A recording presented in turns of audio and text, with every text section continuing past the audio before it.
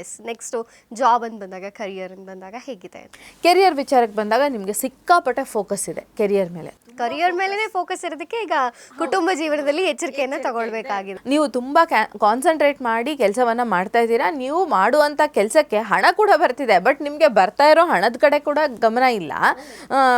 ನೀವು ಹಣ ನೋಡ್ತಾ ಇಲ್ಲ, ಇನ್ನೂ ಬೇಕು ಅಂಥೇಳಿ ನಿಮ್ಮ ಪೂರ್ತಿ ಕಾನ್ಸಂಟ್ರೇಷನ್ ಅಥವಾ ನೇಮ್ ಇರ್ಬೋದು, ಫೇಮ್ ಇರ್ಬೋದು, ಅಥವಾ ನಿಮ್ಮ ಹಣ ಇರ್ಬೋದು, ಬೇಕಾಗಿ ಬಂದಿರೋದ್ರ ಕಡೆ ನೋಡದೆ ಬರದೇ ಇರೋದ್ರ ಕಡೆ ಹೆಚ್ಚು ಗಮನವನ್ನು ಕೊಟ್ಟು ಕೆಲಸ ಮಾಡ್ತಾ ಇದ್ದೀರಾ ಅಂತ ಹೇಳ್ಬೋದು. ಹಾಗಾಗಿ ಸ್ವಲ್ಪ ಹಣಕಾಸಿನ ವಿಚಾರದಲ್ಲೂ ಕೆಲವು ಸರಿ ನೀವು ಸರಿಯಾಗಿ ಯೋಚನೆಯನ್ನು ಮಾಡಬೇಕಾಗತ್ತೆ ಅಂತ. ಖಂಡಿತ.